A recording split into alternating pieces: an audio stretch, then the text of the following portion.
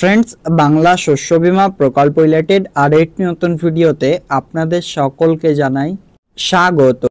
ইতিমধ্যে বাংলা শস্য বীমা প্রকল্পের মাধ্যমে একটি আপডেটস যে এই প্রকল্পের মাধ্যমে আবেদন করেছেন। তো এই প্রকল্পের মাধ্যমে অনেক কৃষকরাই কমেন্ট করছেন, যেটা আমি আপনাদের দেখেছি কমেন্ট পড়ে। সেখানে একজন বলেছেন বা কয়েকজন একাধিকজন বলেছেন সেখানে যে আপনাদের ফসলের ক্ষতি হয়েছে, তবুও কিন্তু আপনার ক্লেম নট রিপোর্টেড থেকে অন্য স্ট্যাটাস কিন্তু চেঞ্জ হয়েছে। সেই স্ট্যাটাসটি আজকের এই ভিডিওতে আমরা আপনাদেরকে ডিটেলসে জানাবো। তো আপনারা জানেন পশ্চিমবঙ্গ রাজ্য সরকার দ্বারা এই বাংলা শস্য বীমা প্রকল্প শুরু করা হয় এবং এই প্রকল্পের মাধ্যমে সম্পূর্ণ আবেদন ফ্রিতে রাজ্য সরকার অ্যাপ্রুভ করে এবং যদি আপনার ফসলের ক্ষতি হয় সেক্ষেত্রে সেই ফসলের ক্ষতিপূরণ রাজ্য সরকার দিয়ে থাকে। ইতিমধ্যে আমরা আজকের এই ভিডিওতে যদি দেখি আপনাদের বাংলা শস্য বীমা প্রকল্পের একটি আপডেটস যে যিনারা 2023 সালে আবেদন করেছিলেন, তো সেই মরশুমে আবেদন রবি মরশুমে যেহেতু চলছিল, তো সেই আপনার আবেদনগুলো কি হবে বা 2024 সালের রবি মরশুমেরগুলো কি হবে। 2023-এর খরিফ তো আপনারা করেছেনই, সেগুলো টাকা অনেকে পেয়েছেন। তো 2024 সালের রবি মরশুমের জন্য আবেদন করেছেন বহু কৃষকরা। তো তার পরবর্তীতে আবারও খরিফ মরশুমের পাট ফসলের আবেদন শুরু হয়েছে, সেটা আপনাদেরকে জানিয়েছিলাম। তো আজকের এই ভিডিওতে আমরা আপনাদেরকে এটাই জানাবো, এই প্রকল্পের মাধ্যমে যিনারা আবেদন করেছেন সেই সমস্ত কৃষকদের ইতিমধ্যে কি আপডেটস রয়েছে, মানে যিনারা খরিফ 2024 মরশুমে আবেদন করেছেন তাদের তো স্ট্যাটাসে অনেকেরই নাম এসছে, অনেকের আসেনি।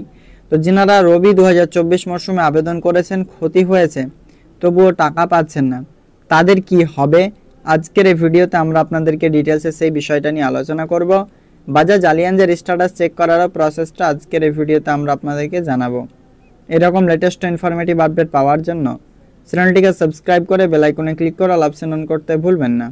তো চলুন প্রথমে আমরা এই ফসলের ক্ষতিপূরণের ব্যাপারটা একবার এক্সপ্লেন করছি আপনাদেরকে বাংলা ভাষায়, সেক্ষেত্রে আপনারা কিন্তু ক্লিয়ারলি বুঝতে পারবেন। আপডেটটা হচ্ছে এটাই, এই প্রকল্পের মাধ্যমে অর্থাৎ বাংলা শস্য বীমা প্রকল্পের মাধ্যমে আবেদন করছেন, এইটা আবেদন হচ্ছে আপনার শুধুমাত্র যে আপনার ক্রপ ইন্স্যুরেন্স। তো এখানে আমরা যে ওটা পাচ্ছি, মানে যেটা দেখতে পাচ্ছি সেটা হচ্ছে ক্রপ ইন্স্যুরেন্স। এটা কিন্তু আমরা এই প্রকল্পের মাধ্যমে ক্রপ ইন্স্যুরেন্স কিন্তু পাচ্ছি। তো ক্রপ ইন্স্যুরেন্স হচ্ছে ফসলের জন্য যে ইন্স্যুরেন্স, যে বিমা, সেইটি আমরা করাচ্ছি, ফসলের বিমা বা ফসল বিমা। এই প্রকল্পের মাধ্যমে ফসল বিমার ক্ষেত্রে বা যে কোনো বিমা আপনি করেন, ইন্স্যুরেন্সের পুরো ক্লিয়ার বিষয়টা হচ্ছে এটাই যে আপনি ইন্স্যুরেন্স করাচ্ছেন, যদি আপনার কোনো কিছু ক্ষতি হয় তার যে রিকভার অ্যামাউন্টটা রয়েছে সেই রিকভার অ্যামাউন্টটা আপনি আপনার ব্যাংক অ্যাকাউন্টে পাবেন। এটা হচ্ছে পলিসি, মানে আপনার ইন্স্যুরেন্সের যে মূল কথাটা, মানে যেটা হচ্ছে আপনার কি এই প্রকল্পের মাধ্যমে আপনি আবেদন করেছেন ফসলের জন্য, সেই ফসল আপনার নষ্ট হয়ে গেছে কোনো কারণে, দুর্যোগের কারণে, সেই ফসলের আপনি যা ক্ষতিপূরণ পাবেন ইন্স্যুরেন্স ক্যালকুলেটর দ্বারা ক্যালকুলেট করে আপনার টাকা ইন্স্যুরেন্স কোম্পানি কিন্তু আপনাকে পে করবে। ইন্স্যুরেন্স কোম্পানি কিন্তু আপনাকে এই টাকাটি কিন্তু পে করবে। তো এই টাকাটি ইন্স্যুরেন্স কোম্পানি পে করবে বলতে এখন বর্তমানে যেরকম বাজাজ আলিয়াঞ্জ রয়েছে, যেটা এর আগে কিন্তু ক্রপ ইন্স্যুরেন্স ছিল, এআইসি অফ ক্রপ ইন্স্যুরেন্স ছিল, যেটা এখন বর্তমানে বাজাজ রয়েছে। তো এই প্রকল্পের মাধ্যমে বাজাজ আলিয়ান্স কোম্পানির কাছে রাজ্য সরকার লিস্ট পাঠায় যে এই সমস্ত কৃষকদের ক্ষতি হয়েছে, এদের টাকা দিন। আপাতত যে আপনার 2023 সালের রবি মরশুমের জন্য কোনো রকম কিন্তু যাদের ক্লেম নট রিপোর্টেড ছিল তাদের লিস্ট পাঠায়নি রাজ্য সরকার এর কাছে, অর্থাৎ আপনার বাজাজের কাছে। সে কারণেই স্ট্যাটাস যদি চেক করেন সেক্ষেত্রে ক্লেম নট রিপোর্টেড থেকে কিন্তু আপনার অন্য স্ট্যাটাস একটি কনভার্ট হয়েছে, যেটা আজকের এই ভিডিওতে আমরা আপনাদের স্ট্যাটাস চেক করব। তো যাই হোক, এই ক্রপ ইন্স্যুরেন্সের ব্যাপারটা আপনাকে জানালাম। এবার চলুন এখান থেকে আমরা বাজাজ আলিয়াঞ্জের যে স্ট্যাটাস চেক সিস্টেম রয়েছে সেই স্ট্যাটাস চেক সিস্টেমে চলে যাচ্ছি।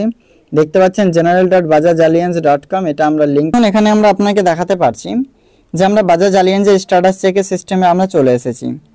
দেখুন এখানে অ্যাপ্লিকেশন সার্চ রয়েছে, আপনাদের কাছে অ্যাপ্লিকেশন আইডি নেই, ফার্মার আইডি রয়েছে, কিংবা ব্যাঙ্ক অ্যাকাউন্ট ডিটেলস বা ফার্মার আইডিও নেই, উইথ ব্যাঙ্ক অ্যাকাউন্ট ডিটেলস অপশনে ক্লিক করবেন। এবার আমরা যদি 2023 সালের আমরা খরিফ সিজনের স্ট্যাটাস আপনাকে দেখাই, সেক্ষেত্রে আপনার ক্লিয়ারলি বুঝতে পারবেন যে আসল ব্যাপারটা হয়েছে কি। এখানে আমরা স্টেট সিলেক্ট করে নিলাম, ডিস্ট্রিক্ট সিলেক্ট করে নিলাম। এখান থেকে আমরা দেখতে পাচ্ছেন আপনাদের সামনে টোটালটা আমরা ইনপুট করছি। এখানে আপনি আপনার ব্যাংক সিলেক্ট করবেন, এই জায়গাটাতে অ্যাকাউন্ট নাম্বার সিলেক্ট করবেন, এখানে আপনার নাম সিলেক্ট করবেন এবং 9 এবং 3 কত হয়, মানে যেটা ক্যাপচা কোড সেটা ফিল করে সার্চ অপশনে ক্লিক করবেন। চলুন এতটুকু করে আপনাকে এবার দেখাচ্ছি।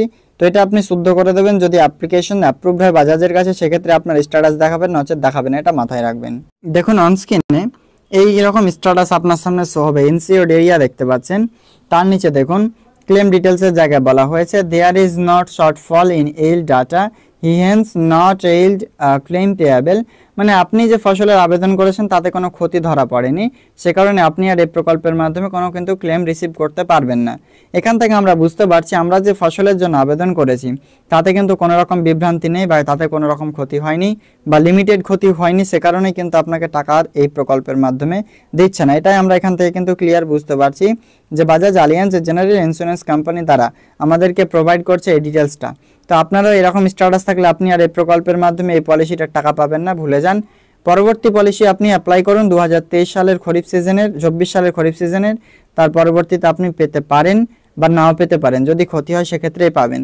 আরও একটি আপডেট জানিয়ে রাখি, যদি আপনাদের অ্যাপ্লিকেশন সাবমিট করা থাকে প্রচুর পরিমাণে ক্ষতি হয় এলাকায়, সেক্ষেত্রে কিন্তু আপনি টোটালটাই সমস্তটা ইনভেস্টিগেশন করতে বলবেন আপনাদের এডিও অফিসে, সেখানে কিন্তু তিনারা যাচাই করে আপনাদের টাকা আপনাদের ব্যাংক অ্যাকাউন্টে ক্রেডিট করাতে পারবে। ফার্স্ট হচ্ছে এগ্রিকালচার ডিপার্টমেন্ট দ্বারা রিপোর্ট করা হয় ডিস্ট্রিক্টকে, ডিস্ট্রিক্ট কিন্তু টোটাল অ্যাপ্লিকেশনগুলোকে পাঠায় স্টেট নোডাল অফিসারকে, স্টেট নোডাল অফিসার দ্বারা ভেরিফিকেশন করে স্টেট তখন কি করে বাজাজ এলিয়েন্স বা ইন্স্যুরেন্স কোম্পানিকে দেয়, ইন্স্যুরেন্স কোম্পানি সেগুলোকে ব্যাংক ভ্যালিডেশন করে, আবারও স্টেটের কাছে চলে আসে এগুলো অ্যাপ্লিকেশন অ্যাপ্রুভড হয়েছে, স্টেট আবার কি করে এটা আপনারা ক্লিয়ার বুঝুন, অর্থাৎ রাজ্য এবার কি করছে বলছে যে এতজন, অর্থাৎ ধরুন যে 12 লক্ষ টোটাল ফার্মার এই প্রকল্পে অ্যাপ্লিকেশন যারা অ্যাপ্রুভড হয়েছে, 12 লক্ষ ক্ষতি হয়েছে 30 লক্ষের মধ্যে, তো সেই 12 লক্ষকে এবার এত টাকা করে এই বেনিফিশিয়ারিকে এত টাকা, এই বেনিফিশিয়ারিকে এত টাকা, এই বেনিফিশিয়ারিকে এত টাকা প্রোভাইড করুন, দিয়ে বাজাজ আলিয়ান্স কিন্তু দিচ্ছে।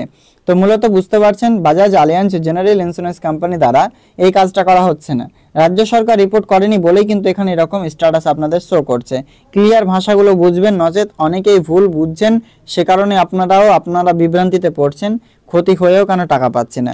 আসলে কৃষি দপ্তর যদি আপনার না রিপোর্ট করে সেক্ষেত্রে আপনি এই প্রকল্পের মাধ্যমে কোনো মতেই টাকা পাবেন না, কৃষি দপ্তর হচ্ছে মেইন, সেখান থেকে যখন রিপোর্ট করবে রাজ্যের কাছে, ডিস্ট্রিক্টের কাছে, ডিস্ট্রিক্ট রাজ্যের কাছে করবে যখন, তারপরেই কিন্তু এই প্রকল্পের মাধ্যমে আপনার টাকা পাওয়ার চান্সেস বাড়বে।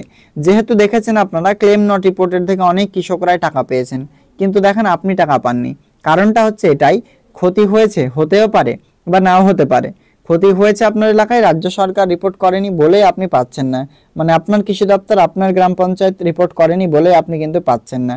এগুলো হচ্ছে টোটালটাই ব্লকের ভুল এগ্রিকালচার ডিপার্টমেন্ট দ্বারা, কারণ কৃষকদের ক্ষতি হয়েছে কিনা সেগুলো ইনভেস্টিগেশন করার দরকার হচ্ছে এগ্রিকালচার ডিপার্টমেন্ট অফিসের সাথে গ্রাম পঞ্চায়েত অফিসের।